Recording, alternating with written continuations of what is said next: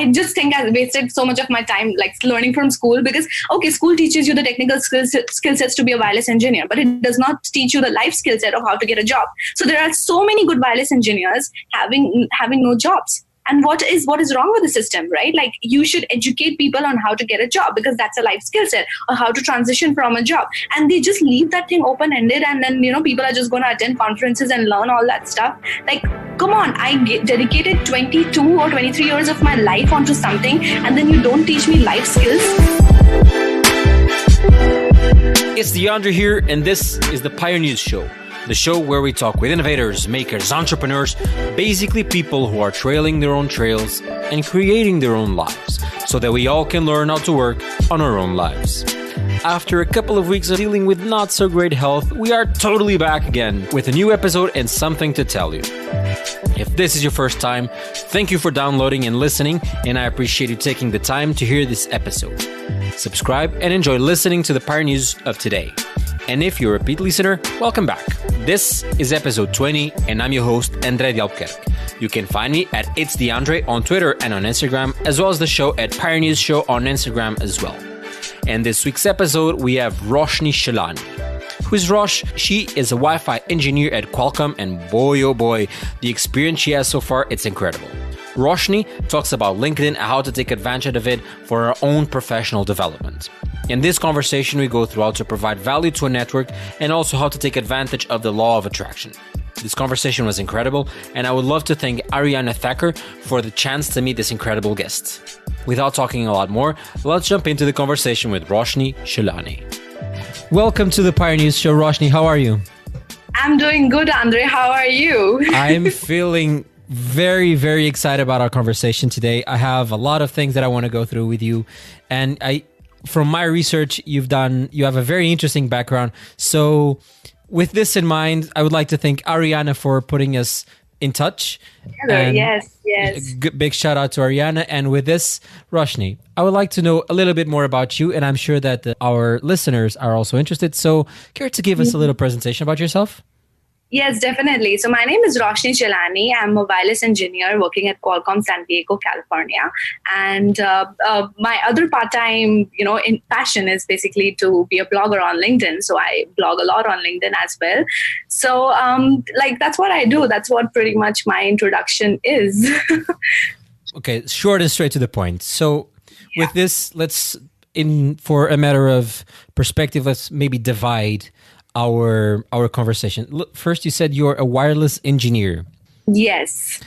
Let's assume that I don't know what that is, and let's assume correctly that I don't know what it is. Can you go a little bit deeper into that, please? Yeah, actually, a lot of people have asked me like what a wireless engineer does, and I came up with a very thoughtful answer. So, for example, there is a real estate, right? Like let's say for California, the real estate price in California is rising high and high, right? Why? Because there are more number of people, but there is less land, right? Now, the same happens actually on the spectrum where, the frequency spectrum as well. Which is like there is a certain amount of bandwidth that is allocated for users to use. Like, for example, the 2.4 gigahertz is the unlicensed band in the 5 gigahertz. I'm not going to go too much technical, but I want to just basically give a real big picture of like, okay, so there is, even in terms of spectrum, we have really limited spectrum. And then there are more number of users coming and using internet, right? And the world is getting more connected. So we have more traffic and we have to accommodate so many users into this one small spectrum. And that is the reason it is getting much more costlier, right? So wireless engineers basically come up with the solutions to effective utilization of that particular spectrum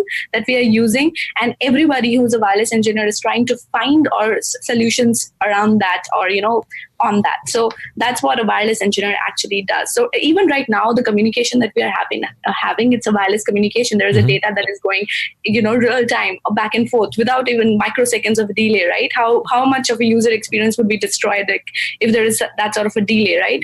So that's what a wireless engineer really does, like how the wireless communication, the transfer of data can happen with less lag, I would say. So okay, but when we talk about wireless engineering and the thing that you just explained, you talked about the different frequencies. You don't want to get too technical. I just want to understand. So you're working now at Qualcomm, correctly? Yes. One of the biggest companies nowadays. Qualcomm has been revolutionizing a lot I know that in the cell phone area has been pretty incredible. So, but are you working for a way for the processors and chips inside the phones, for example, to better receive these frequencies? Or are you helping develop like a protocol with other companies so that there's a better frequency eventually in 2 years? What kind of... So Qualcomm actually does a mix and match of both. But what I really, what my job over here is, for example, if you have the phone, right, it always has a modem, and then it has a transceiver as well, right? It has to transmit and receive that particular frequency. And for that, how do you basically ensure that the transceiver is functioning well? For example, right now you're having a conversation with me, and then you're having a call as well on your phone. You'll be able to, there would be two different channels for that, right? And how is that able to, even though it's one phone, right, but there are two different frequencies that are being used. So how do you bifurcate those two, right? So those, like, I don't know how the best way to explain would be like if you're having a call with someone and somebody else is also in the room having a call with someone, right? But your calls are not cross-talking. The frequencies that are being used are different, right? So to give you like a different explanation about this, like you might be thinking that a phone is just a phone, but it has capabilities to support so many different frequencies, and one frequency should not interfere with the other frequency. You see, like when you're having a call with someone, maybe you're sending, like you're having a call and then you're WhatsApping as well, or you're sending data to someone else as well. So those are two different activities that are happening. And when you see actually the phone, there are so many different things that are happening. And as a wireless engineer or an RF engineer, we need to basically make sure that one frequency does not interfere the other frequency. The transmission and the transmission in one frequency does not overpower the transmission in the other frequency. So I don't know. Did you get it? Like, yeah, I get it, but I'm going to be honest. That's part of one of the worlds that I always seem to think that it's magical. It's there are a few things in the world today that for me it just happens. But whenever I have kids and the kids start to ask why does this happen, I will not be able to say. Besides, like there's a few things that come out of the phone, goes all the way through space, and then bounces up to another place. But I have no idea how that happens. Yeah. It's interesting. For example, if you're talking to someone, right, and if you say something and the other person is saying something at the same time, then you would not have a communication, right? But if one person is saying and then the other person is saying at some different time, then that's when there would be a give and take. A communication is happening, right? So those same principles are taken into wireless communication and put it into science. Like it's a lot of things from the nature that is taken into there, and then a lot of things from wireless communications, like that we. Like it's an inspiration from nature itself, like what's happening in real-time human communication. So, I mean, this is scary. I mean, I was just thinking, I just Google searched this. We are in theory, you're in California, right? Yeah. We are 9,000 kilometers apart, basically. Yes. And we're there, like you said, there's almost close to no lag between our conversations. And this is crazy. And we're using Wi-Fi, probably you're using cable, but even so, we're using the internet to talk with each other. And I think that Wi-Fi engineers, RF engineers, people who work in the data area are magicians. I don't know what else to say. Actually, that is the exact emotion that I had when I took my subject of wireless communication in my master's. And the story is also like, I just fumbled on that subject. I had to take a filler subject, and I was into like signal processing and, taking image processing and data processing subjects. But I had to take some filler subject, and I just happened to take introduction to wireless communications. And when I went to my grad teacher, he's like, oh, this is going to be the most difficult subject that you're going to come across, and you have to be very prepared. And I was like, shit, I took a filler subject and it's actually more difficult than the other two subjects that I have taken. And I was like, okay, that means I have to work really hard on this. And for some reason I resonated a lot with that subject because there's a lot of similarity in that subject and to the law of attraction as well. Like you'll see, I'll explain it to you later. But the best part about this was like, I felt the same emotion, which is like, hey, this wireless engineers are magicians. Like, isn't that wonderful that we are able to communicate with each other without, like in real time, without having a lag? Like, that's pretty interesting, right? Like, how did they think of that? Like, and the thing is, if I'm having a bad moment in my life, that's what I think is like, hey, if a wireless engineer can have that sort of a vision, and if planes can fly, if we can communicate with each other without having that microsecond of delay, then everything is possible, right? Like, you see, this would have not been imagined like maybe 50 years ago, right? And this all has happened in last 30 years. So it's incredible, like to see that this is happening. I think you nailed it. It's unbelievable. It's incredible. And you have that joke. I don't know who made it. It's just when someone was making a joke that right now you have people flying through the sky on big metal and aluminium behemoth of objects. We're talking about waves that we cannot see. Exactly, yes. And this is just, I think this is crazy. I have no other way of putting it. It's just crazy. But before we go on and talk about more things, I have one question in terms of Wi-Fi specifically. I don't know if you're aware. Have you ever heard of the LoFi idea? I think it's called LoFi, the Google idea that was give Wi-Fi through light. I think that was something around that area. Yes. Care to, do you know anything about that? So these are like different things. So you have to understand, like from the business perspective, if you understand why, do you know why this is happening? Like why the industry is trying to go towards more connectivity? Like, sorry. Could you repeat that, please? Yeah. So for example, I'm asking you like Google. Okay. Let's say, for example, it's a search engine, right? What does it have to do with connectivity? Why does it want to connect more people? I mean, they make money out of it. How?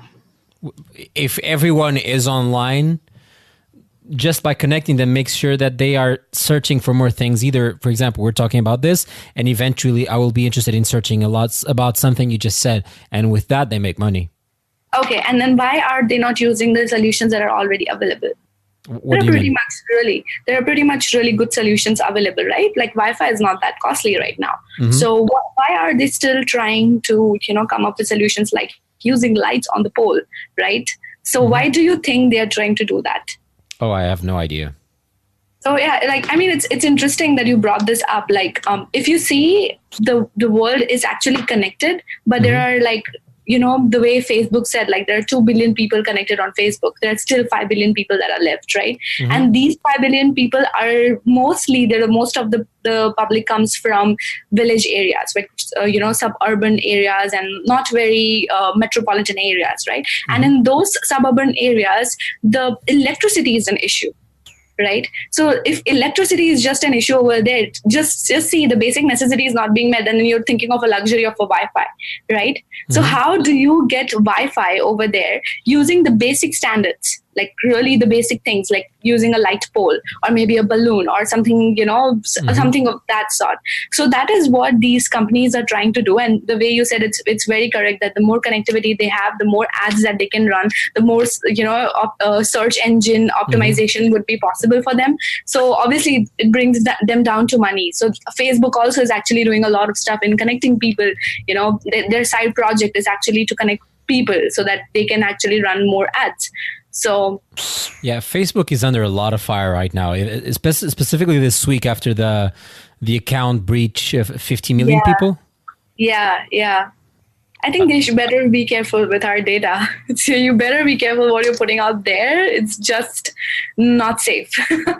Honestly, I'm going to be very, very honest. I was a heavy Facebook user for a lot of years through college, since before college even. But after the Cambridge Analytica thing, even though I know that they didn't take that much data, if at all, from me, I was just no. This way too much. Let me try and see what I can do, because this is just scary. And for example, Facebook, if I use it once a week, it's too much. Instagram, I used to use it a lot. Right now, I only get content. By the way, yay for the video. I got it. I rarely use Instagram, even though I use WhatsApp. I only use for people who actually like to use it. Otherwise, I'm always on Telegram, because I became very, very conscious about data and my own data online. I don't know. Yeah. Actually, you have to see also from a perspective of like the human psychology, right? Like why are youngsters going more towards Snapchat or like Musically, or, there's so many other things out there, and Instagram. Like why are youngsters going towards that? Because more and more adults have started using Facebook. Like if Facebook is like for 50 grandfathers. to 60, 70, exactly, the grandfathers and like 40 to 70 or 80 years of age. And whenever a youngster puts something out there on Facebook, it's going to be visible to their grandparents, in which they don't want. But if they put something out on Snapchat, it's not going to be visible. It will turn off the day after. Exactly, yeah. So it's like, obviously that's the reason Facebook could foresee this thing, and they bought Instagram, and then Instagram was literally like has blown up, right? So I think that's the However, other. The Facebook is kind of in trouble right now because of Instagram as well. Yeah. There is a lot of like, I think, it's a lot of data security that they need to take care of. Mm-hmm. But that's a huge problem. How do they secure the data? Because there's so much of data. Do you see that? Like, mm-hmm. It's not only. I think that the main problem right now in today's age is not there. It's just they have much of our data.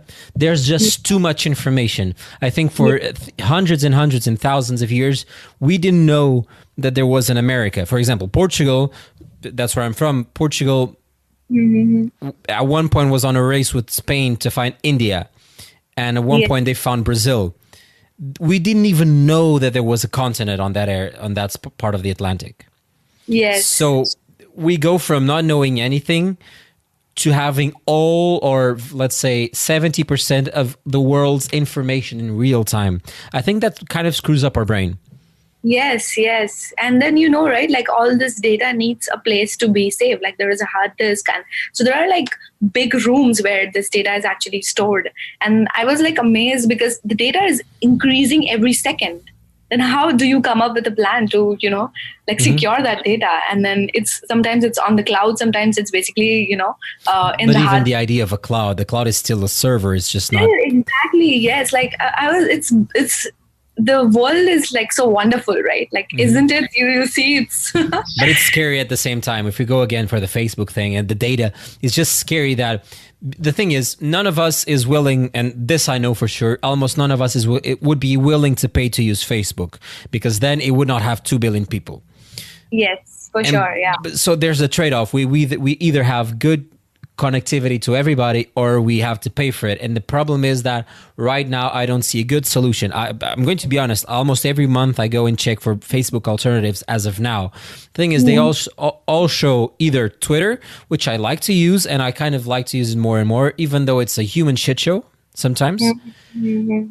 I don't see any good alternative where I can meet my people, my friends, outside of a good phone call or a message. But even messages, being on a different country for my friends, it has to be online. So we all either use the same software, or I'll be under the hood of Facebook, unfortunately. Yes. And the thing is, I think Facebook can still charge. I'm not saying just Facebook. I'm saying any of these apps, they can still charge, like LinkedIn, right? Its premium membership costs you $30 a month, right? So, but the thing is, the fruit on the other side is a job. A lucrative job, right? So I think if the fruit on the other end is big enough for the people, it's motivating enough for the people to pay that sort of subscription, then I think it's possible. Like, people will pay for that. But having said that, like, if there is one other company that provides the same service with the no cost, obviously people are going to go for that. Right? Think of WhatsApp. WhatsApp gained versus Facebook Messenger because it just had a clean UI, even though in theory in the beginning I don't know if you remember, but WhatsApp at one point was paid. Yes. So is it? Was paid. I think it was like $1. Oh yes, I remember it was. I was in India, so it was like 100 rupees or something like that. And but it was fun to use because it's so user friendly, and then you can talk to someone at any time. I liked WhatsApp. Now I use a lot of Telegram. Yes, I love Telegram, and I also like Signal. It's the one that Edward Snowden uses. Did you know that? No, I didn't know that. I have to Signal. I don't know if you remember when the Cambridge Analytica scandal broke out. The founder of WhatsApp that got off Facebook because he didn't think he said it's time #delete Facebook, and then he put 50 million of his own dollars onto Signal, just to be sure that it was still open source and able for people to see that there's no way of getting inside those things. Now, we got a little bit off track. So going back to yourself. So you decided to go through wireless engineering as like something that you had to do, but it wasn't your primary focus. Yes. But I want to take a step even backwards over that. Okay. Why electrical engineering? I knew that you'll ask me this question because I heard your other podcast and I was like, okay, so I know this is going to come along. So the thing is, for me, my entire family is very much into entrepreneurship. So I would say that I'm the black sheep of the family because going into working for an employer and all. Mm-hmm. So my dad is an entrepreneur, my mom is an entrepreneur, my brother is now taking his journey, and my sister is an architect. So all of them like started with their entrepreneurship journey and all that stuff. So when I was doing my bachelor's, like I was good in maths and science from the beginning itself, and I was like, hey, if I'm good in maths and science, why not go for engineering? Because I'm like my mind really starts thinking on a very logical plane. Like if something is given to me, I really like dissect it, and I was like, okay, now this is the actionable steps that I can do. And I saw myself like, hey, I think I'm very logical, so I should take maths and science. So when I was doing my bachelor's, my interest kind of like changed because I was heavily influenced by my family. So I wanted to go towards entrepreneurship and do an MBA. But coming from a conservative background, my parents were like started to give me hints of they want to get me married. So at this age of like, I'm 25 right now. So if I go back if I was in India, I should have had like 3 babies by now. So which is all respectful for women who want to do that. For me, I did not want to do that. So at the age of 19, when I was just like in my, like I would say second or third year of my bachelor's, my parents were like, hey, you should get married and let's find a groom for you. And then they were like trying to do a kind of a business deal with one of my father's friends. Like my father is that kind of an entrepreneur. Like he will go off his way to get money wherever he sees money. He sees a good business deal, you literally go out with it. And I've seen him doing that. Like he can basically talk. He's more of a marketing and a sales guy. So if he sees an opportunity that someone has, like for example, a husband comes, right? And then he'll talk to the husband and sees that his wife has a problem. And then he sees that his wife is actually very rich. You see, then he knows that the money is there. And he'll basically find a solution like to get that money in anyhow, like finding a solution to the problem that this woman has. And his brain really thinks like that. So for me, he wanted to, he's like, hey, you should get married and this and that. And I was like, I was not ready. And I was preparing for my MBA back in India and all that stuff. And I could, like, a lot of things happen. And then just to cut the big story small, I was like, hey, like literally I was very close to getting engaged to someone. And I was like, hey, this is not happening, so I don't want to go there. And then I woke up one morning with just a thought. And a thought of conviction, I would say, that I'm not going to be in this country. Not like I hate India. I love India. I'm very much patriotic towards my country. But from a place of like, hey, there is something more that I can do with my life. And I'm going to go to America. And you won't believe, in my entire life, I've never, ever had a thought of going to America. I did not know that America has 51 states. Like, it's like that bizarre. And I wake up and I'm like, I'm going to go to America. And I started like blurting that out to my entire family. And they were like, literally we're in a, emergency situation. I was like, hey, how are we going to like send you to America? We don't have the funds and all. And I told my dad, I know that you have a lot of like money. There is a lot of dowry system still in India. So I was like, hey, I know that, there is a lot of money that you have for my dowry, and I'm going to use that for my education and, sponsor my own marriage after that. So, and I literally like sat down with my entire family of like 7 to 8 people on the table, and I made a presentation showing them, hey, this is the salary of a wireless engineer. This is what I could do, after once I get over there. And then there were like so many propositions from that side. Like, they were playing the devil's advocate, like, no, don't do that. Don't, what if you get married to someone else? What if, you don't, like, what if something happens to you? We don't have access to you. And like, we cannot come there in 24 hours, if something happens to you. So I was like, so many people have gone there, they are doing it, and I'll make sure that I have a good support system and all. Literally, I had no one when I came to the US. I knew no one, nothing was available to me. But I was just this one person at the age of 21. I was this one person, like, he's like, I'm just going to go to America and I'm going to make this happen. And there were like a lot of obstacles. Like, my family was passive aggressive about it. Like, my mom wanted to support me, but my dad was still passive aggressive. Like, how it was a very conservative family. So you have to see, he at that age, other friends of his, like, have daughters that are getting married, and then he has that prestige issue and all that stuff, right? But there was a lot of friction in getting the funds and all. But then after that, eventually, like, I made sure that I do this, and I like broke all the challenges, like faced them. And then I came up over here. And because I wanted to come here as soon as possible, the only alternative for me was to continue with what I had done in my bachelor's. Because if I do something else, it would take me 1 or 2 more years to basically, prepare for GMAT or something like that. But for GRE, because I was already preparing for my, for my MBA stuff, I knew what is expected of a GRE exam. And I knew if I continue electrical engineering, I can just do it right away. So that was the reason I got into, it's like literally like not having a plan and then just, fumbling upon that, and then like letting the life take it the way it wants to. And then life just surprised me by giving me wireless communication as a subject, and I loved it. So I continued with it. I think that's a very interesting story, rather different. And before we go on to the America part, where from India are you, may I ask? Oh yeah, I'm from Gujarat. So going back to the thing, so I think that your story is very different and very interesting, because there's one thing that I really, really connect with you here is that I've been telling since I'm 9 years old that I want to live in the US. And this is going to go for a different approach on our conversation. I was not ready for this, but I'll ask you. Imagine that you're talking, for example, with me, but with more people that want to live in the United States. They have their bachelor.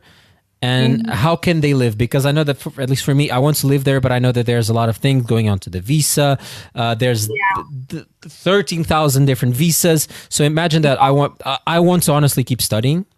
I've talked with my girlfriend about that 1,000 times, but I don't mind if I go to the US and just work, or go to the US and try something. So what would you tell to someone who wants to go live in the US, just like you did? I want to go there. Let's go. Boom, done.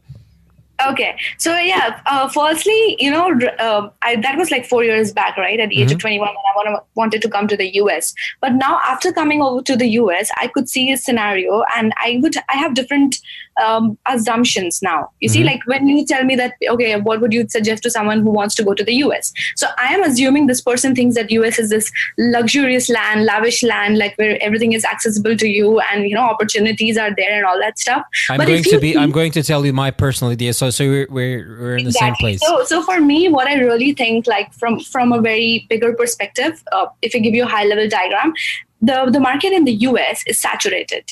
When it comes to beauty, when it comes to fitness, when it comes to tech, it's still growing, right? But there are other companies like China, and then, you see Hawaii and all that stuff, they're coming up. So what I want to tell you over here, that US in a lot of terms is saturated.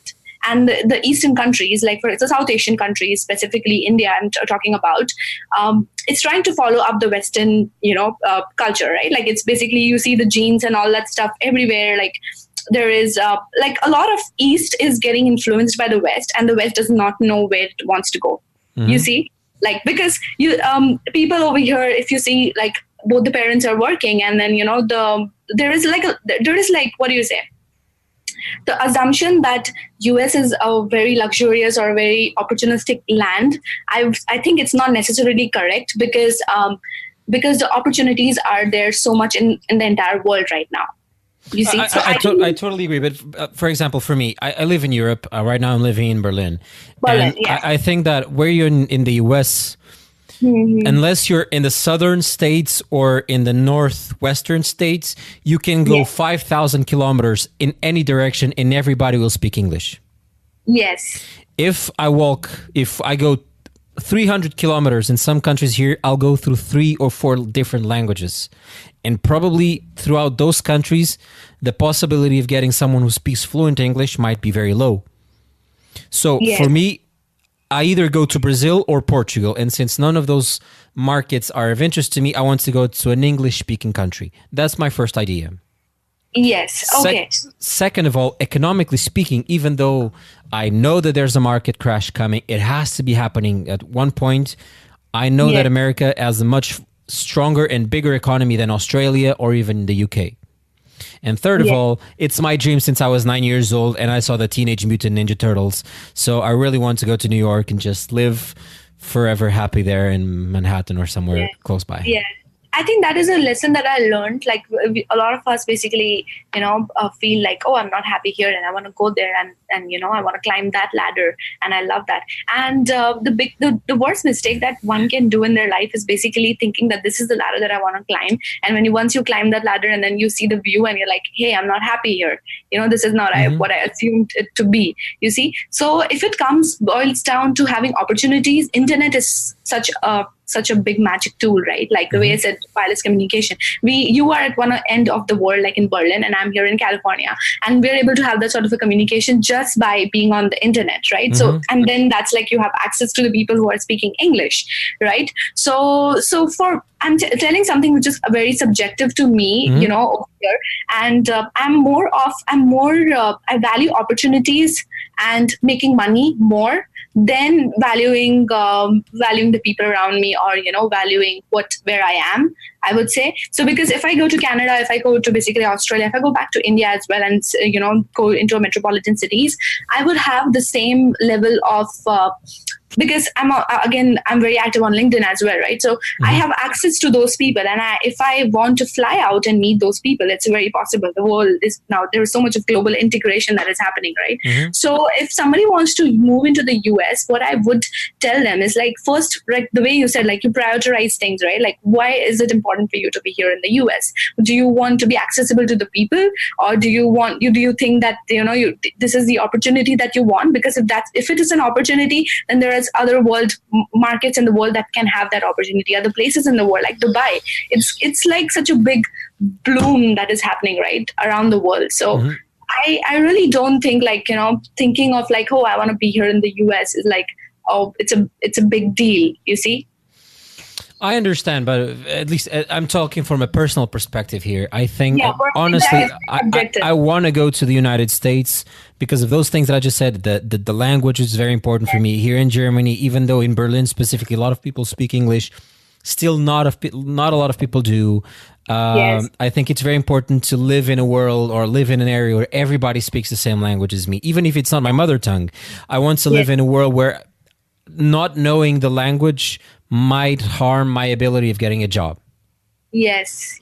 Berlin and Germany is a very strong economy here in Europe, and I know in the world specifically. But if I go to the US, I know that at least for lack of language learning, I will never be opted out of a job. Yes. Be it as an entrepreneur, but trying to sell to other companies or trying to find a job myself. I know that over there specifically, I will never be looked differently because I don't know the language. Yes.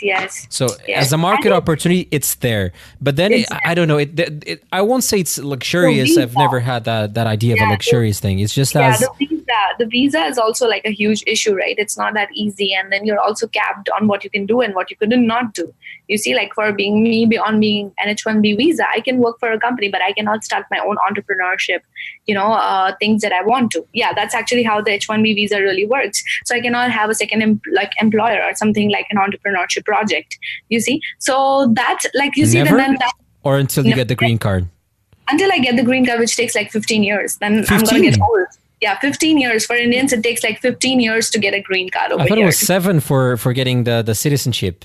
No, it's 10 to 15 years. There are people who over here from last 10 years who haven't gotten a green card as of now. So that's a reason. So you are using, then that's the reason I was telling. And the thing is, the way I said, like my DNA is very entrepreneurial, right? So, and I just started off on LinkedIn like a few months ago, and I started getting so much traction. And because I'm putting a lot of my entrepreneurship genes over there, and then taking a lot of like other skills that I have over there and putting it out there. So now if I have that sort of a piece and if I work on that, then I can make so much more money than I'm making a lot of money as an engineer also over here.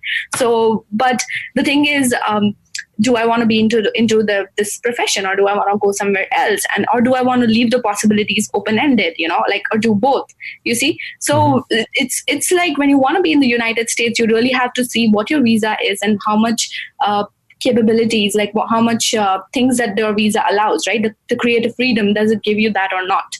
So I need to go to the US Embassy and figure that out, because I really want to go there.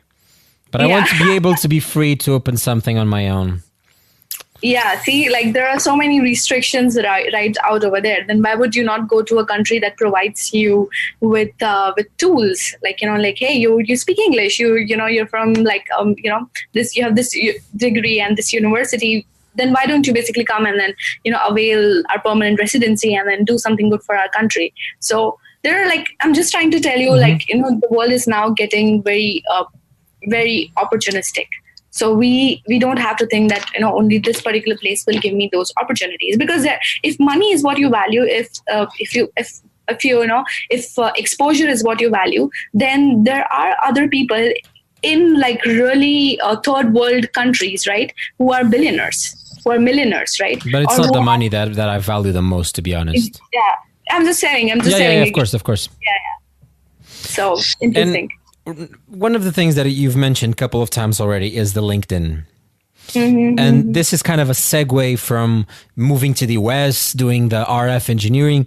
But first of all, I would like to point out something. When Ariana talked about you, and I talked with Ariana the first time she talked about you, and I saw that you two are going to start producing content together.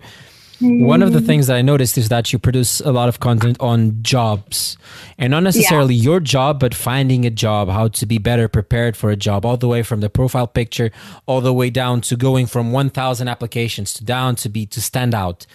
Yes. And it's once again, it's weird because you're not, how do I say it? You don't strike me as a person who, at least if you say it on paper, you're not the type of person who would produce this kind of content, because you come from an engineering background. And even if you put the Indian part over there, Indians are usually very conservative, even though you come from an entrepreneurial family. Engineers usually don't produce networking content. Yes. You already said that comes from your entrepreneurship blood, but care to explain how that idea came to fruition? Yeah, that is actually a very interesting question, and I'm going to basically put a lot of first times which I've never put outside on my LinkedIn. Like, yeah, exactly. It's a lot of first time. People don't know a lot of these things about me. So one thing obviously is my family, because when I used to sit with my dinner with my father, he always used to tell me like how he broke that deal, how he negotiated, how he marketed himself, and how he self-pitched or self-advocated, and so all of those things, like obviously were like is a part of my DNA. But apart from that, if you see my profile, I came here to the US and I am very competitive. I did not get an internship after my 2 semesters. And I was like, hey, I'm going to figure this thing out, and I'm going to basically apply whatever I've learned, the soft skills as well as the technical skills, and make this happen. So, what happened with this was, like, after doing my two semesters, the third semester, which was a summer semester, and people were getting summer internships, like at such big companies, Fortune 10 and all that stuff.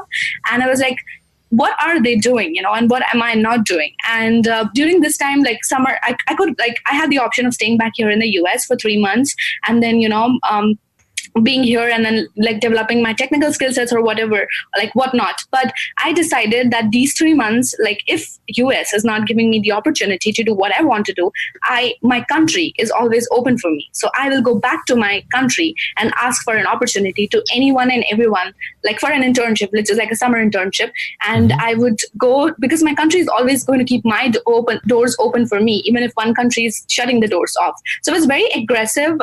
I've toned myself a little down right now, but that time I was like extremely aggressive, and I went to India and I contacted everyone in my network. Literally, I had like 200 contacts on my phone, and I messaged, like the WhatsApp as a broadcast message, right? So like you can just send messages to all those people. So I broadcasted a message, hey, I'm Roshni, and it's happy to connect back to you, but I'm looking for an internship here in India, and if somebody can help me, if someone in this, this is my background and all. I just gave that information, and I got a lot of messages back from people. And this is like the power of networking, right? Like if you really just start asking for what you want, people, and then thinking for them also, like for example, not telling them to give me anything, but being very specific that this is what I want. Could you help me with that?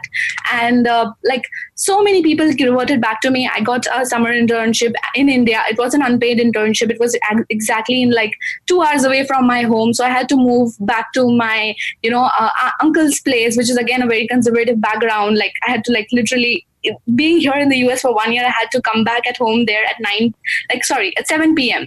Like I had to be back by 7 p.m. And if I'm not back, my cousin brother will literally like shout at me and all that stuff. So it was like a lot of like, things that I had to give. And that is the time when I started exploring LinkedIn. Like I was in India, I was doing my summer internship and I started exploring LinkedIn, and I started talking to people. I got myself mentored by people on LinkedIn. And then I got an internship here in Intel San Diego, when I was actually there in India. You see the power? That's why I was trying to tell you, like, internet is such a powerful tool that you have access to anyone and everyone around the world. And once I got that Intel internship, right, I was like extremely happy, and I was like, okay, fine. And then I wanted second internship. So I because of my networking skills, again on LinkedIn, I got my second internship at Intel Phoenix. You see, and I had like 3 internships that I can take, and I was like, hey, I'm going to be very open and use these 3 weapons in a way that I understand what I really want from my life. I'm very experimental as well. Like I'll try different things. Like I'll wake up in the morning at 4 a.m. one day, I'll wake up in the morning at like 9 a.m. one day and see how I feel. You see, so it's so I experimented. I wanted to use my internships as experiments, like what I really like. And first internship was San Diego, Intel Phoenix, and then I was like, hey, I want to work at Apple Cupertino, and then how can I make that happen? So I went to Apple, actually the campus of Apple, and I took a photograph outside the Apple campus, and I was like, hey, I'm going to work here, one day. And I told my friend, take a photo and I'm going to put it out there on, like, I think if you can see the background over there, it's like my vision board. I always have those things around me. It's like, okay, I want this thing, and this is going to happen. So I decided I want to do the Apple internship. And then in the same year, again, I got an Apple internship. Okay, and then I work at Apple, and these big companies says like, hey, I don't like this. I want to do something else, and I want a very work-life balanced culture. Apple has a lot of like expectations. I was like, hey, I want some more of like a work-life balanced culture. So I went. That's how I created this job, which is Qualcomm, because it gives me the flexibility of time. Like right now, it's gonna be 10, right? I can tell Qualcomm that I'll be coming today at 11, and I can work till 8 or 9, whatever it is. But it gives me that flexibility. It gives me that kind of work-life balance, and create letting me work on my creative outlet of LinkedIn, right? So that is how I created this job. So coming back to your question, it's like, why are people like following me? You see, like why is someone like me as an engineer thinking of like networking and all that stuff, right? Because I created all these jobs like Intel, Ericsson, Apple, and now Qualcomm through my networking efforts. It's not through a single job application. Nobody like I don't believe in job applications. I believe in people. Like I really believe, like if I can sit down with someone and then understand this person's career trajectory, particularly mistakes that this person has done, and learn from it and then apply it, then I can be so much better in my life, right? That's very inspirational. Thank you. Okay. I know I spoke a lot, right? Like it's so fast. Can we go to a little bit more specific areas? So, because I mean, if you look at your track record, it's enviable. Like you said, you're 25 and you've worked at Intel, Ericsson, Apple, and Qualcomm. Yes. What the hell? Well, I know. I know. It's interesting. And the thing is, I have like opportunities to go to other tech companies as well, but I'm very focused on LinkedIn right now. I'm like, oh, this is my high priority. If I change anything across this variable, then this might change as well. So like I get to talk to people like you because of having that flexibility. So thank you. Thank you. But okay, but going back to this, so you're working at Intel after a very big push on trying to get an internship, and you get 3 offers for internships in California. That one in Arizona with Phoenix, right? Yeah. And then San Diego and another one, correct? I think I might have. Okay. And I worked at all these places. So I've lived in all these places. So sorry to interrupt. So basically you got a job at Intel in Arizona. Yeah. First, I got a job in Intel San Diego. Okay. And I went back to school. And then that was the spring semester, 2016. And then in 2016 summer, I got another internship at Intel Phoenix. Okay. And then from there, I got another internship, which is Apple Cupertino. Okay. Yeah. I know it's a lot of stuff, but that's what I actually wanted to tell. Like, I really wanted to see different cities. I wanted to travel, and not just travel, like just go there for 2 days and stay. I wanted to live in different cities, see the city breathing, waking up, sleeping, and all that stuff. And then I also wanted to explore my technical, skill sets, like what do I like? Because wireless is a big thing, right? Like, there could be testing, there could be designing, there could be, product development, like all of those things. And where do I fit the most? You see, so I took my internship as an experience to explore things, and the way I got to understand that I should do that is also by talking, networking with people. And they told me that you're very young, so you should explore. And like my graduate advisor, he gave me an advice saying, like, Roshni, you're too young, so you should just experiment without thinking what's gonna happen. You see, and I like kind of what Gary Vee says, right? Like, your 20s are just for experimenting. Like, just do whatever you want. It does not matter when you're 50. You're going to basically like be thinking like, why did I not do that? Right. So kind of that was my motivation. It's like, I'm going to experiment. I'm not going to tie myself to something. So, but going back to Apple, because I mean, Apple is what, the third biggest company in the world right now? Yeah. Second? Right. I don't know. I think it's either first, second, or third. It's one of those three. Yeah. It keeps on changing. Amazon and Apple, very competitive. I wonder why, right? Yeah. Almost as if I'm not talking with you on a MacBook Pro and I shopped my last book on Amazon. Almost as if I'm not a user. So, but were you interning at Intel at that time when you had the opportunity to move to Apple? Were you studying? How did that specific opportunity came to be? Because once again, Apple, it's a very luxurious brand. Yes. And it kind of prides itself of having the cream of the cream, the best of the best. Yes, it is actually, yeah.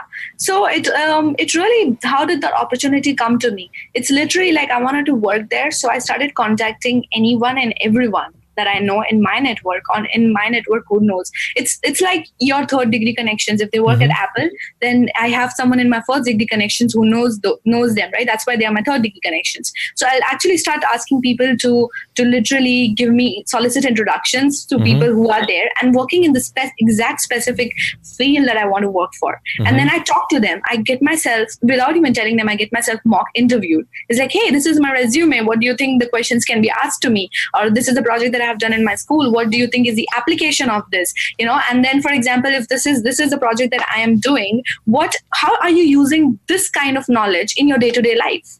You see, and whatever they tell me, I was like, even right now you're talking to me and I'm writing, right? Because that's my go-to work. Like, I always, whenever I'm talking to someone, I always write the key points and I come back to it. And then that just keeps it in my mind. So I spoke to I would say 50 to 60 people from Apple, even before going to Apple. And then, it's the law of one of the alchemy laws as well, right? Like, you are the average of 5 people around you.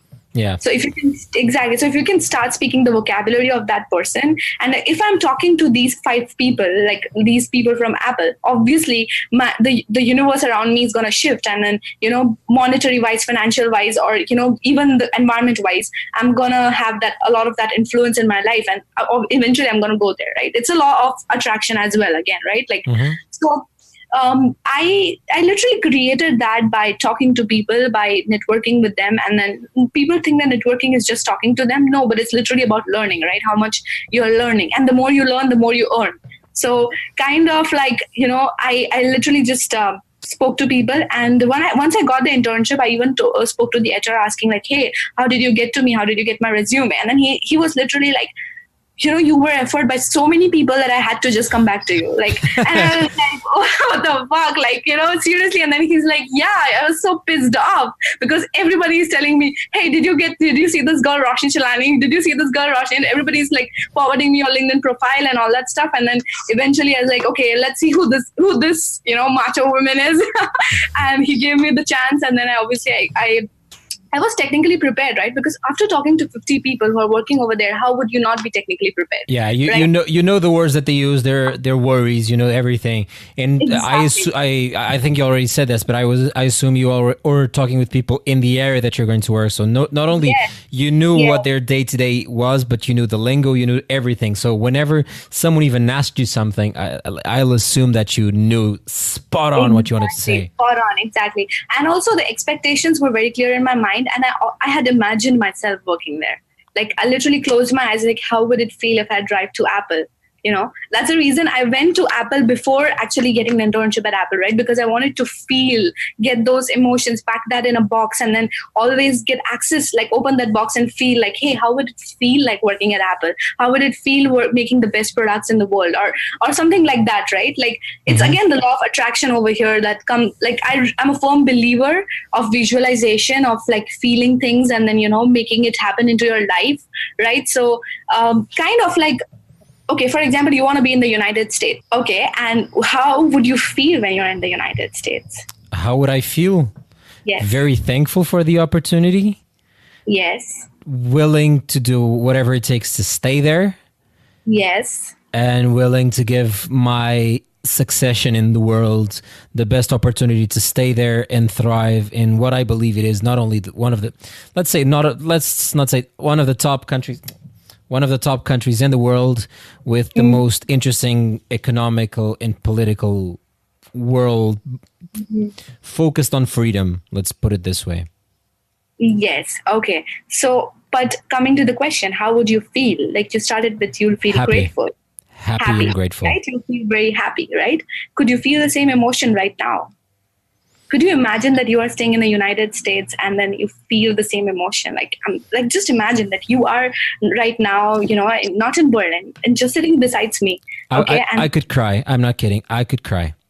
Yes, exactly. But you could feel the same emotion of being so happy, right? For sure. Being so grateful to be in this land, right? Mm-hmm.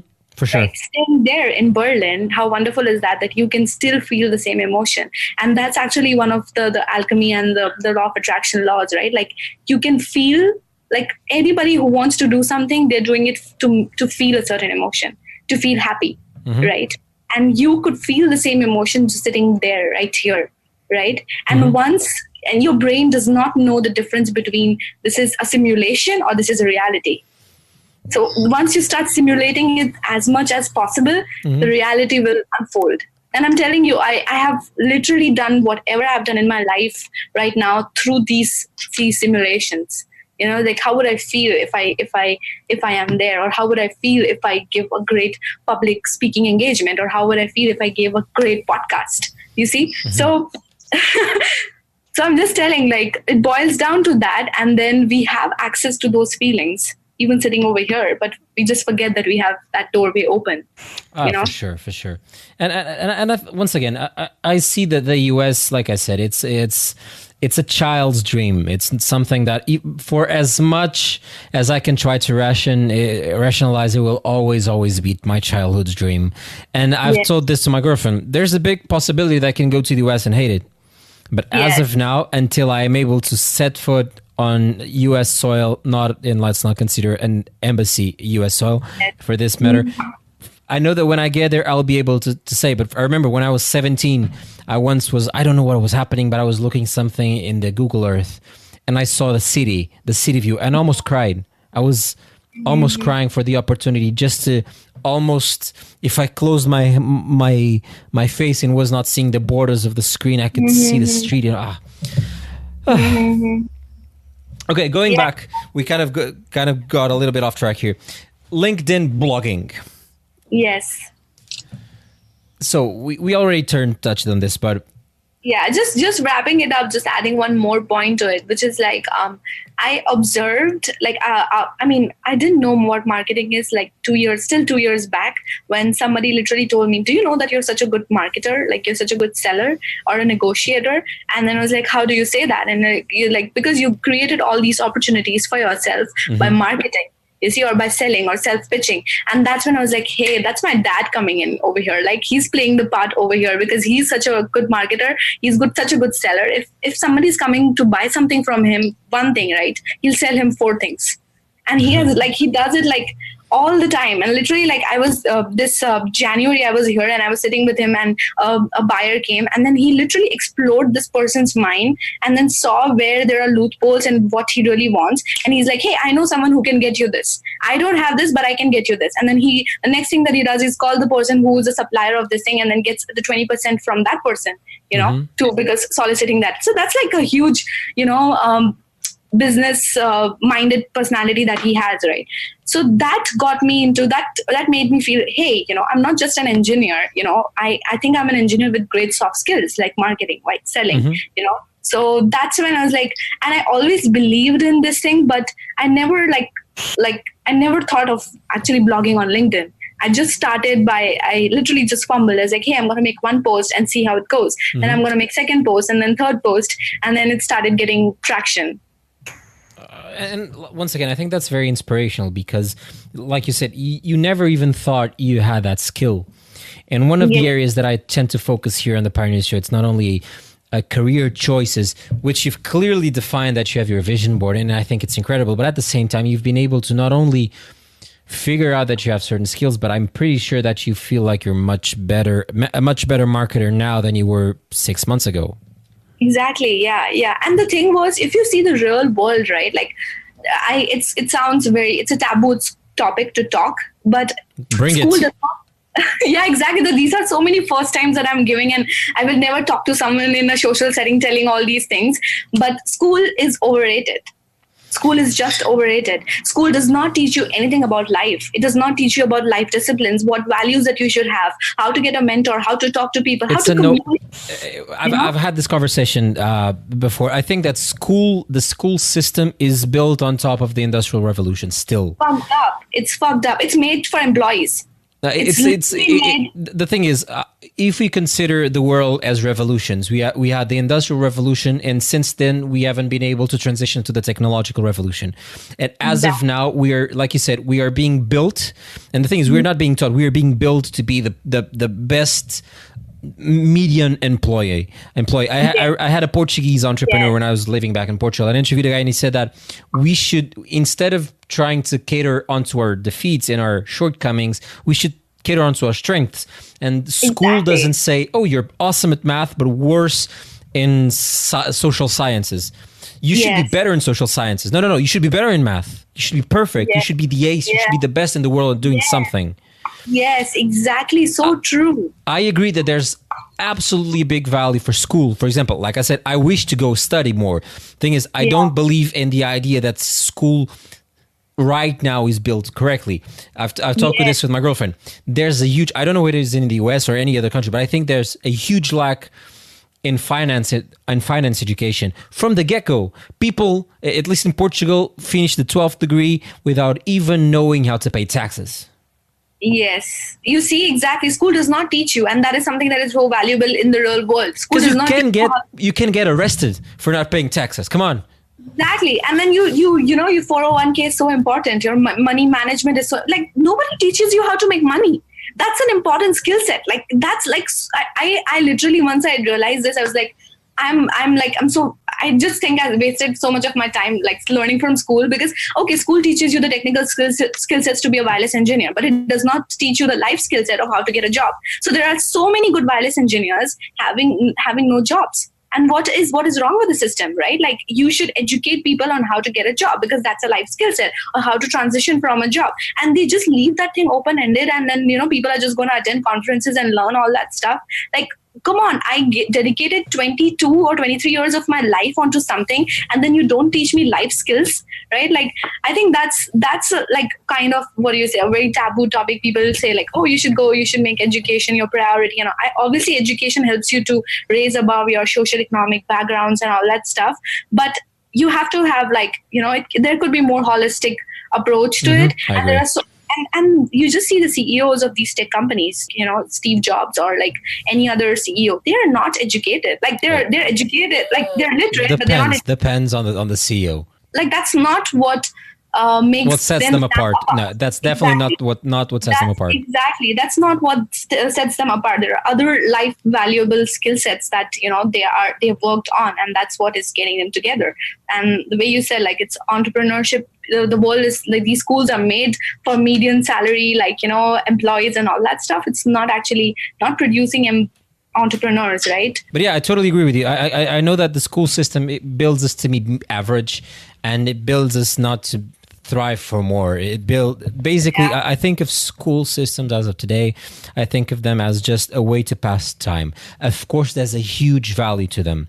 First of all, it teaches us the first social skills dealing with other kids. But you have to see, like, Andre, I think taking from just a very, like, I don't know, it's my perception of what you're saying. Like, a lot of people don't know how to be social. Like you're saying, okay, they teaches you how to interact with other people. No. When I say teaches, it forces you to behave, even on a social setting. But it also damages one's self-esteem when one is not able to do that. Of course. Right? Because there are certain students that are able to do that, like, and then there are certain, like, 13 reasons why. If you see that, like, it's it's a Netflix documentary. Is the TV series of the suicide thing, right? Yeah, exactly. So, like, obviously there are so many, like, so much of pressure also on students if they're going to school, right? And what I'm trying to tell you over here is that it not necessarily caters to the life skill. Of course. No, when I said social, is just that, think of this, when you usually get into school, you're 3 years old, and you never think about nothing because you don't even know what to think. What I say is that when you get out of school, even though you don't know what you want to do with your life at 18, no one knows, no matter whatever they say. At 18, it's my belief that at least you grow up socialized, badly socialized on the idea of being an employee, but you're still a better person, even though I think that education comes from home. When I say that, education should be your top priority, but doesn't mean that school gives you the best education. Yes, that's so true. Okay, so I've been loving this conversation so far. I'd just like to ask you a couple more questions, if you do not mind. Yes, sure. Go ahead. Imagine that we have someone just finished college and doesn't know what they want to do when they grow up, and they want to get a job or want to be a better work on their personal development, let's call it this way. What would you tell them to do? I know that your blog is already incredible. When I say blog, is you're posting on LinkedIn, but what would you tell them to do? Number one thing is, like, start talking to people. You see, even if you're an introvert, you have great skills. Being an introvert, you value people's boundaries, right? So first, number one thing is start talking to people, because that helps so much to build your confidence, right? So, first, have that sort of a clarity, like, this is what I want to do. Okay, number one thing, this is exactly what I want to, like, okay, you might not even have an exact picture, but start talking to people, and start talking to people on whom you believe, and then having some set of values and principles for yourself. Interesting. And yeah, like, it's like, number one is people, number two is books, start reading a lot of books, number three is start taking care of yourself, start like literally sympathizing with yourself, and then understanding, this is what I like getting more self-aware, this is what I like, this is what I don't like, and if somebody thinks that I'm good for this, and then they want me to be like this, but I know what I am, so that's what I'm going to do. So somebody who's really starting out, like, for example, my sister, she's starting out from she's just getting her bachelor's done. So if I had to give some advice to her, and I can completely see that, is that be true to your DNA. Like, see what you exactly, like, see what you are, what your story is, and how you can be true to your story, and cater that what you have to give to the world, and then make that as your living. You see, so instead of thinking like, hey, I'm going to be very happy if I become a wireless engineer, and then, like, for me, I thought I would be very happy if I go to Apple, right? Like, the way you said, it's a big brand and all that stuff, right? But I felt different over there.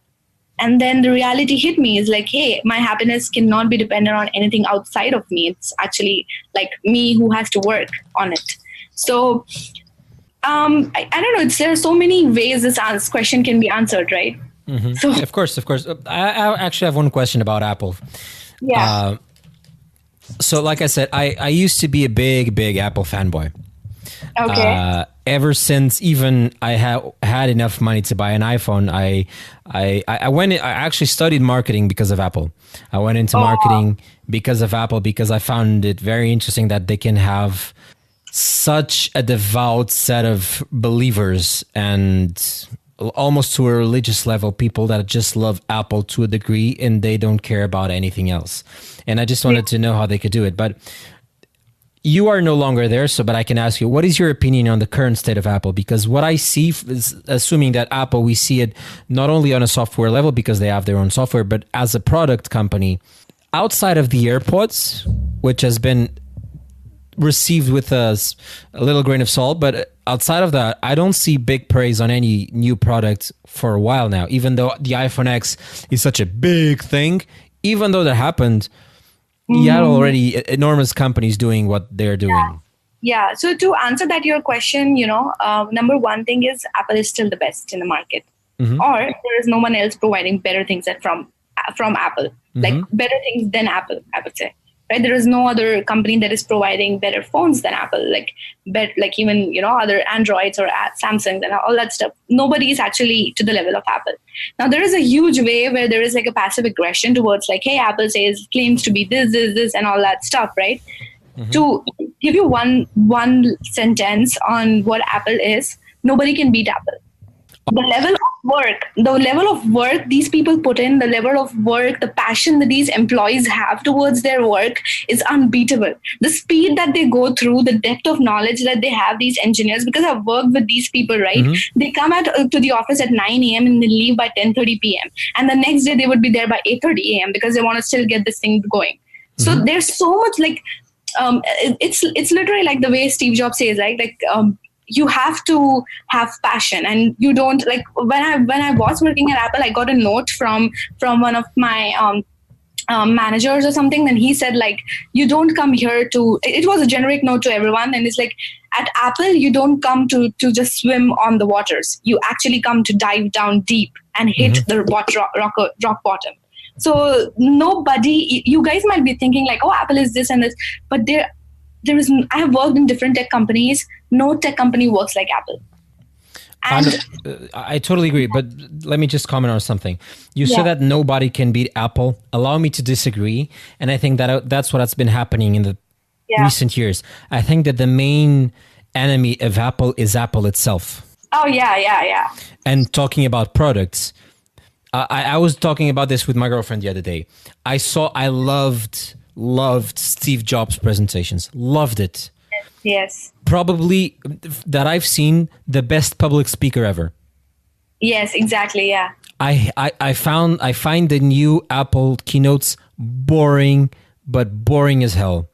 I find them a vanity, tap on my own back kind of life. Yes.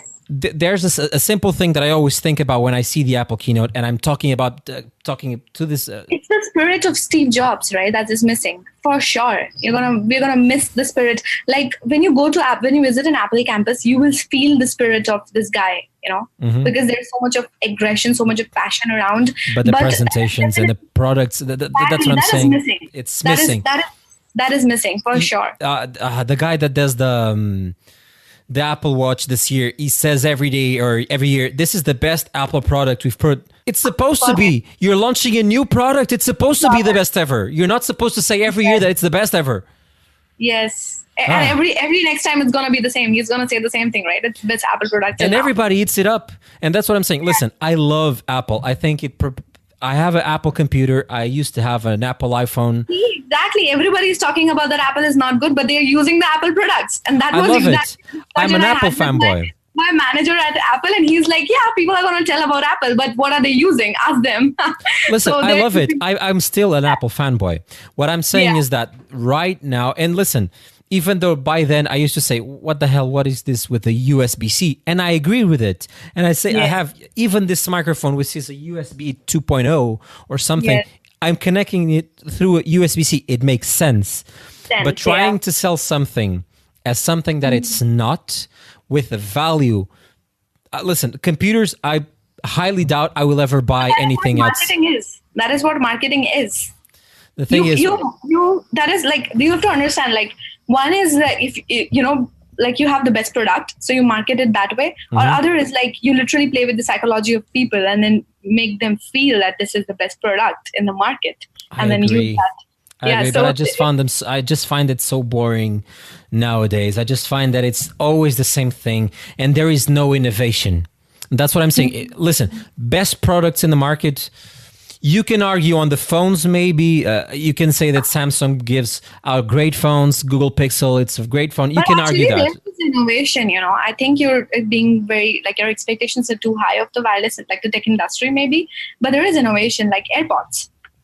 They're amazing, right? But like I told you, AirPods, outside of the AirPods, that was the first thing that I said. Outside of the AirPods, there hasn't been any single thing that it said, think of this. There were already smartphones. The iPod came and it was like, the iPhone rather, and it was like, this is real. Yes. The MagSafe in the MacBook was like, oh my God, this is incredible. You got the AirPods. Everybody was shitting on the AirPods. Oh, it looks like cotton tips. It looks like everything. But I think you're right. Like, the bar is not being stretched as far as it could be, but you have to still understand that they're working on user experience so well. Like, if I take my AirPods and if I'm with my AirPods and I go towards my car and I just remove my AirPods, my phone would be directly connected to the car. Ah, that's beautiful. That's right? I'm not talking about software here.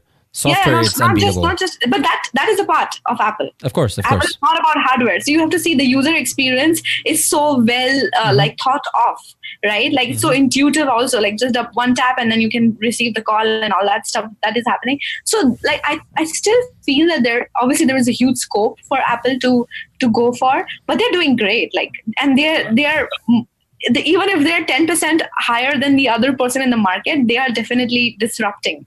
Listen, I agree. I'm just, as an Apple fanboy, I just miss getting flabbergasted by something that Apple says. Right now, I just find it boring.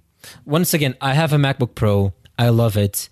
The next time that I buy a computer will probably be an Apple computer. If I get offered something else, I will accept it, of course, because I will never say no to a free thing. But I will probably just use my own money on Apple products outside of the phones, because right now, like I said, the value money right now, it's kind of, when it goes over 1,000, when you can buy a computer for the same price, it starts to get a little bit noisy. But even so, Apple, I love Apple, but come on. They gotta step it up, I think. In terms of presentation, I think that... What could they do? What do you think they could do? First of all, bring back the one-person presentation. Right now, think of this. Google gives interesting presentations in the Google I/O series, but when they go to the phone series, it's interesting because you get like an innovative product, the Pixel Buds. But when you think in the US in the tech scene, who was the guy that everybody wanted to listen in last year on their keynote? It was not Apple. It was Elon Musk, because he presented it alone. I think, first of all, they need to bring the one person. I think that they need the brand again. Not Apple as a company, but they need the leader brand. That was the first. That would be the first thing. Second thing, take out the fluff. People are not buying. You're not buying Mac. You're buying Steve Jobs. Exactly. Yeah. And the second thing would be take out the fluff. I don't care. I don't care that the new Apple Watch has 17,000 pressure points. I just want to. The thing that Apple, it was not. Think of the iPhone. It was internet, touch, phone. All this into one. You didn't care about the processor that was 17.6 PPIs, gigahertz. No, you just wanted to see a beautiful story told. Yes. You wanted to be, you were passionate about what was being told and not necessarily about the product. You weighed the product up because Steve Jobs was selling it, first of all, but even the iPad, everything. I think they're missing a very specific. Yeah, like there is do you know that Steve Jobs was like, they say he was half enlightened? Do you know that? What do you mean? Like he, in one of his documentaries, it has been told that he was half like you know what an enlightened person is, right? No. Could you say? Enlightened is like someone who like you say this monk is enlightened, right? Like spiritually enlightened, which basically means like he has gone above the worldly desires and all of that stuff, and then he like basically like if he closes his eyes, he can shut off from the world.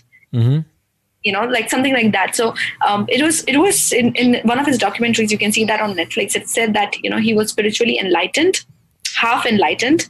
And by that, what he means, he still had like whatever innovation that he brought was from that world to this world, because he had access to some other world. So, and it's a well documented, it's a documentary. And one book, he had one book in his with him always, and that was this one, which is like the autobiography of a yogi. Of a yogi. Yeah, and I have that as well. So like, you have to see this person had some sort of like spiritually something going on as well, right? And he brought that. After he got fired from Apple, it's well documented that he spent, I think it was like 10 years living almost as a monk, living as a hermit, learning how to meditate. Yes. So it's incredible that you see, like I know we just digressed onto a different topic, but completely. Yeah, exactly. But how important is like the other things, like spirituality, and then how much that can help in innovation, right? So, yeah, that is like interesting. No, it's definitely interesting. And now that you mentioned books, I would like to jump in with you to the lightning round. Is that okay? Okay, yeah, sure. Go ahead. So the lightning round is really, really simple. First of all, I will ask you one question and you have less than 1 minute to answer. Okay. So tell me 1 to 3 books that have impacted you the most. The number 1 book is 7 Habits of Highly Effective People. So that is something by Stephen Covey. So that is like a really big book for me. I started blogging after reading Gary Vee's Crushing It. The new one, Crushing It. New one, exactly. So I have all his books now. But a second book that I read, which is like, Crushing It, it's like an anthem for anyone who wants to get started on their blogging journey or wants to basically, put out more content fearlessly. So that is a book that has impacted a lot in my life. And you wanted a third book as well, right? Like 3 books. Yeah, 1 to 3. It doesn't have to be 3. 1 to 3, yeah. The autobiography of a yogi would be the third one. It's very hard read. It's difficult to understand. But once I saw the possibilities of like, they're talking about people who are like closing their eyes and then reaching at a place without like teleportation, and I was like blown away. Those are the things, like those are the technologies that they have when you're spiritually aligned, right? That's a different world. So that is like this thing. And then recently I've been reading L. Ron Hubbard. I don't know if you know. He's a maker, like the inventor of Scientology. L. Ron Hubbard. The Scientology guy. Yeah, exactly. So his books are very sexist, but like it's amazing to read and get that perception. And he can open up so many closed chambers of your heart. So that's a very interesting read, yeah. Tell me something you've changed your opinion in the last 6 months. About life, I would say. You can go deeper. So my perception of life has changed so much. Like I used to be very anxious. I used to complain a lot. I used to not take care of my health. Like every day I wake up at like 5:30 a.m. and I go to the gym, and then I go to my office and I come back and I go again. I work out again. Like I work out twice a day. Like I do cardio and then weight training as well. And then I come back and then I work on my LinkedIn blogging, and then I cook for myself or something. Like I have a lot of things going on, and I used to like that has changed a lot for me. I used to think workout is a luxury, but now it's like I'm a human being. So that is like a necessity. Exactly. It's a non-negotiable part of my life. So today I woke up and I'm doing this podcast. So I'm going to go for my workout in the evening. You see, but that time slot is there, like has to there. So what perception I have changed for my life is like, life is fucked up. For everyone. Like, you might be thinking that if I get this, I'll be happy. If I get that, I'll be happy. There is no perception like that. You can be happy where you are, and you thinking that if I get this, I'll be really happy is like a illusion. So that has something that has changed. And once that I got that, I can mellow down and tone down everything, in my life. So I totally agree. Okay. Do you have any life motto or quote that you like to live by? There are so many. Okay. Do you have any life motto? Life motto. I would say work hard. That's my like there is I don't think so there is one life motto. Okay, no problem. If I gave you 6 months to prepare to do a TEDx talk, however, you could not talk about personal branding, LinkedIn, or wireless engineering, let's call it that, what would it be about? Law of attraction. Okay. The way I've been talking about that, right? So because that's like a superset of all things that I've done in my life. So if I talk about that, it covers everything else in my life. Yeah. One last question before I go on to the closing remarks. You already mentioned working out, so this might be kind of a stretch, but tell me something you do outside of work that you feel like impacts your life the most. The blogging, writing. I'll assume that blogging, like you said, it's part of your life as a work. Let's take out the LinkedIn blogging. So what do I do outside of my work that really fulfills me? That impacts you the most. It can be fulfilling, it can be healthy, something that you do on a daily basis or weekly basis. Reading? Yeah, reading. I read a lot. Like even on my bed right now, there are 2 to 3 books always lying over there. So I cannot sleep if I don't read even one paragraph. Like I have to read one paragraph to sleep. So that's reading is it's literally like changing the binoculars, the goggles that you're putting on your eyes, right? So the more you read, the more clarity you have of the world and you have access to the world, right? So reading is that one thing. Apart from that, interviewing people, like talking to people, like, I mean, I've not told about this, but in my blog, I've actually started speaking to millionaires now. Wow. So yes, like tomorrow, today is Friday, right? Tomorrow, 2:30 p.m. to 11:30 a.m., which is 2:30 p.m. in the EST time zone. I'm going to be talking to someone who's like a CEO and is a millionaire. So taking, like getting advices from them, like that is what my USP is, like sending them messages and being able to get a reply from them because I know exactly how to put those things up. And so recently I met someone who has even 1 million followers as well on Facebook. So, and I just approached him. I was like, hey, I'll get you the best breakfast in the city. And, I know you like vegan because I went to his Instagram pages. I saw that he's following vegan food. And I was like, I know you like vegan and I'm going to get the best vegan restaurant. And, so I was able to meet this guy and then he agreed to mentor me, which is like really cool. Literally getting mentored by someone who has and he was all the time talking about millions, like, oh, if you have a million, like 5 crore rupees, which is like, 6 which is $1 million and all that stuff. He was literally giving me examples of that. And I was like, what the fuck? Because I'm not like used to that terminology of but you see how my mind was like being uncomfortable. So that one thing that really impacts my life, apart from like obviously reading, would be majorly interviewing and talking to people and then learning from them and putting that into action steps. So one question, are these conversations going to be turned up into any kind of LinkedIn content? Oh yes, definitely. Yes. Like a lot, like whoever I meet, I post about them a little bit, but I also have to be very genuine on the other side, right? Like, for example, I have to let the other party know that I'm not using our relationship as a brag on internet, right? So I don't want to do that. And a lot of things I want to keep it to myself as well, from a perspective of because people misuse it. Like the other day I got a message from someone saying like, hey, how can I force someone to reply me? Because I've been getting a lot of replies from whoever I send a message to. And then this person was like, how can I force someone to reply me? That's not even a good question, right?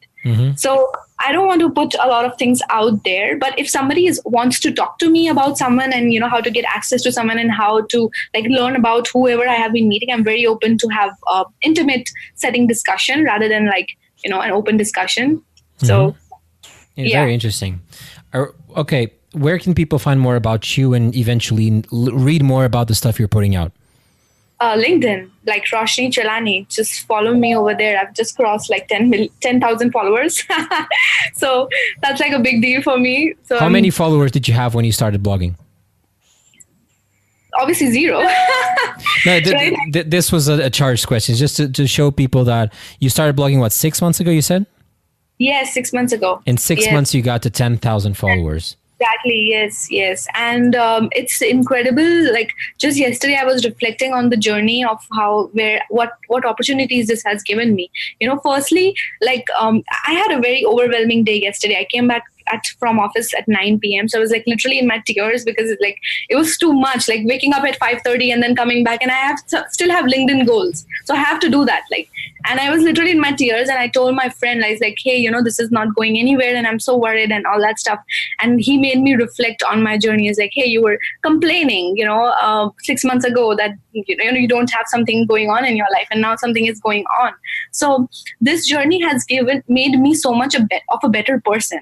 You see, it's not about the number of followers. It's not about, how much traction you're getting. But as on a self-evolution journey, you're becoming so much of a better person, so much of a better leader, so much of a better compassion. Like you have compassion for other people, what they are going through.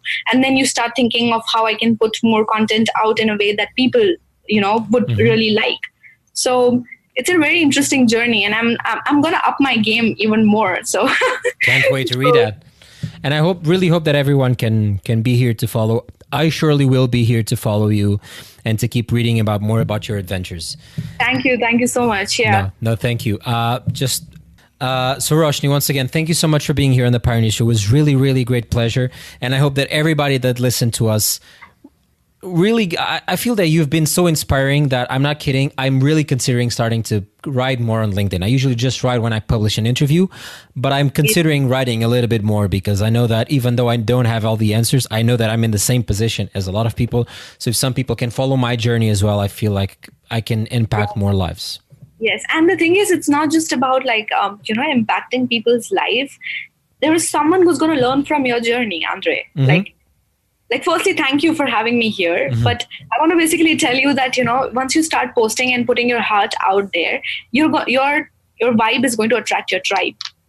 And that is going to basically, be like an amplifier in in your podcast as well. Because you're going to reach out to more people. Mm-hmm. You're going to reach out to more opportunities. You're going to meet more interesting people, right? So I'm just trying to tell you, it's not posting just to impact other people's life, but it's also really good for your business. I'm definitely going to start doing that more. Exactly.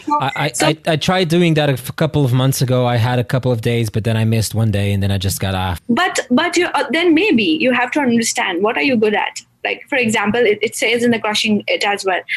You have to find your medium, right? Some people are good at writing, some people are good at audio, some people are good at video, right? So you are really good in audio for sure. And you're also good in very much in videos, right? So if maybe you're not comfortable with writing, because that's the reason you let it off. I feel like I've had this conversation before with other people. I know that I'm good at my writing style. It's almost as if I'm talking with you. I think that my biggest strength is on the conversational side. I see. Okay. So depending on where I go, my medium, I love my podcast and I'm loving doing this, meeting people like you, so interesting people that I can learn so much with. Mm-hmm. And I think that this is my biggest strength, but I've talked with my girlfriend trying to do a little bit more video eventually, but I know that the writing is something that I can do, and I know that I don't write that bad. Yeah. So whatever you're comfortable with, and that is, there should be the crux is there should be a pull than a push. Mm-hmm. So make sure that whatever medium you choose, there is a pull, Yeah, definitely. Yeah. Well, Roshni, it was a great pleasure having you on the Pioneers Show. And I really, really hope that you had a great time as well. I loved it. I think this is one of the best mornings I had, right? Thank you very much. Yeah, thank you so much for having me here. And thank you so much to Ariana for, soliciting an introduction. She's so lovely. I just want to give her a big shout out as well. She deserves the biggest shout out ever. Yes, thank you, definitely. Ariana. And thank you, Roshni, once again. Ariana, I love you. Okay. Thank you so much for plugging into this conversation. I truly hope you loved this episode as much as I did. Before we go on and say goodbye, I would like to tell you that in this upcoming weekend in Berlin, there is going to be an event, the Techstar Startup Weekend Food Edition. If you want to become an entrepreneur, if you are curious about how to jump careers, what am I kidding?